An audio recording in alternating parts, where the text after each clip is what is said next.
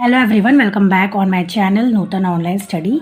हमारी सीरीज़ चल रही है, ये है पार्ट 4। ठीक है, तो हमारी पार्ट 4 है जिसमें हम पढ़ने वाले हैं निजीकरण की आवश्यकता या महत्व।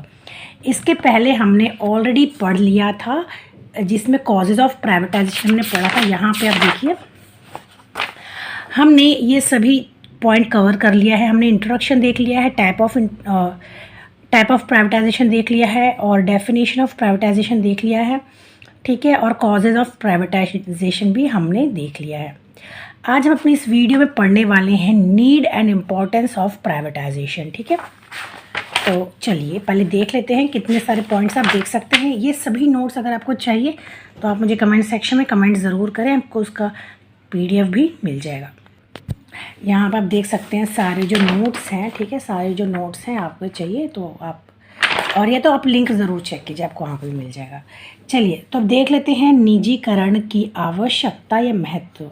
क्यों ज़रूरत है निजीकरण या प्राइवेटाइजेशन की।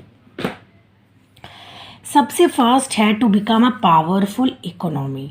अब देखिए यहाँ पे एग्जांपल बताया गया है, जैसे USA और जो चाइना है वो एक डेवलप कंट्री क्यों बनी, इसके पीछे का रीज़न प्राइवेटाइजेशन है। ठीक है, इंडिया के पास रिसोर्सेज तो बहुत है लेकिन उसको प्रॉपर तरीके से यूटिलाइज यानी उपयोग यूज़ नहीं किया गया। अगर ये सारे जो रिसोर्सेज है वो एक अच्छे हाथ में जाता है, एक हमने देखा है कई बार कि गवर्नमेंट स्कूल की जो टीचर्स होते हैं, वहाँ के स्टाफ होते हैं, वो उतने ज़्यादा एजुकेटेड नहीं होते हैं जितना कि प्राइवेट। अगर आप प्राइवेट स्कूल में भी जाएंगे तो आपको वहाँ पे आपको जो सारी स्किल्स चेक की जाती है, लेकिन गवर्नमेंट स्कूल में ऐसा नहीं होता है। ठीक है ना, यानी कि रिसोर्सेज तो हैं लेकिन उसको प्रॉपर यूटिलाइज नहीं किया जा रहा है। लेकिन अगर यही रिसोर्सेज जो है प्रॉपर अगर इसको अच्छी तरीके से यूटिलाइज किया गया तो क्या हो सकता है, पावरफुल इकोनॉमी हमारे इंडिया की भी हो सकती है। सेकंड है फॉर एम्प्लॉयमेंट, रोज़गार देने के लिए। कैसे, क्योंकि एक टाइम था जब जो यूथ लोग होते थे वो क्या करते थे, केवल वो सरकारी नौकरी पाने के पीछे लगे रहते थे। एक सपना होता था कि हमें सरकारी नौकरी मिल जाए। लेकिन ग्लोबलाइजेशन के कारण क्या हुआ कि आज प्राइवेट सेक्टर में भी बहुत से जॉब्स अवेलेबल हैं। ठीक है, तो यानी एक तरीके से हम कह सकते हैं कि गवर्नमेंट जॉब के कंपटीशन में आ गया है private job due to globalisation. तो इस तरीके से बहुत सारे जो लोग बेरोज़गार थे उनको भी रोज़गार मिला। ठीक है, अब केवल सरकारी जो नौकरी है उस पर ही लोग काम नहीं करते बल्कि प्राइवेट सेक्टर में भी जॉब करते हैं और अच्छा अर्निंग करते हैं। ठीक है, थर्ड यहाँ पे देखिए for developed and prosperous nation. तो यहाँ पे क्या बताया गया कि गवर्नमेंट ने वैसे तो बहुत सी पॉलिसीज़ बनाई हैं जो कि हमारे कंट्री के हित में और प्रॉस्पेरिटी के लिए, लेकिन और क्या हुआ कि बहुत सारे जो ऑर्गेनाइजेशंस थी, जो प्राइवेट सेक्टर के ऑर्गेनाइजेशंस थी, उसको नेशनलाइज तो किया गया लेकिन उसका कोई फ़ायदा नहीं हुआ। इंडियन इकोनॉमी की डेवलपमेंट में उसका कोई फ़ायदा नहीं हुआ। ठीक है, तो इसीलिए क्या कहा गया है, क्या प्राइवेटाइजेशन किया जाना चाहिए, क्योंकि इससे क्या होता है कि जो एक जैसे प्राइवेटाइजेशन होता है तो एक अच्छे हाथ में जाता है कोई एक सेक्टर, तो उससे क्या होता है कि जो गवर्नमेंट का जो बर्डन है वो भी कम होता है। अब फोर्थ है for the development of human resources.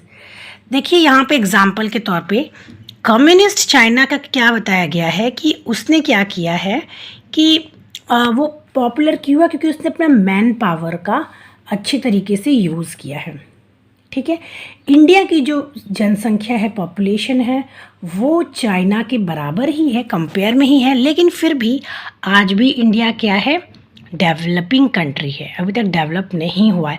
और इसका मेन रीज़न क्या है, क्योंकि हमारी जो इंडिया में है अभी तक जो रिसोर्सेज है उसको प्रॉपर यूटिलाइज नहीं किया गया, जो ह्यूमन रिसोर्सेज है उसको प्रॉपर यूटिलाइज नहीं किया गया है।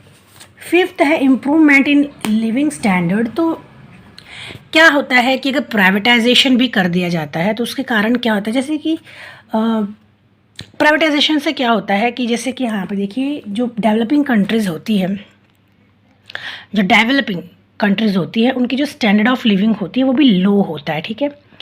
तो इससे क्या होता है कि अगर प्राइवेटाइजेशन कर दिया जाता है तो सभी लोग को बराबर रोज़गार भी मिलेगा, ठीक है, और भी बहुत सारे डेवलपमेंट होंगे। इससे क्या होगा कि जो कंट्री होती है उसके जो लिविंग स्टैंडर्ड होते हैं वो भी बढ़ता है। 6th है यहाँ पे for development of science and technology.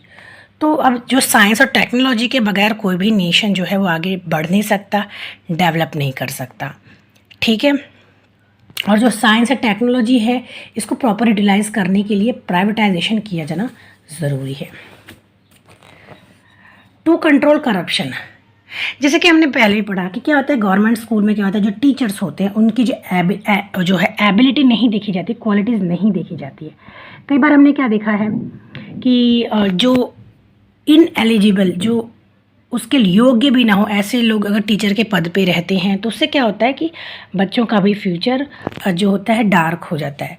लेकिन जो प्राइवेट सेक्टर में क्या होता है कि बराबर एकदम राइट और सूटेबल पर्सन को ही चांस मिलता है, तो इसीलिए इस तरीके से जो करप्शन है वो कंट्रोल होता है प्राइवेटाइजेशन करने से।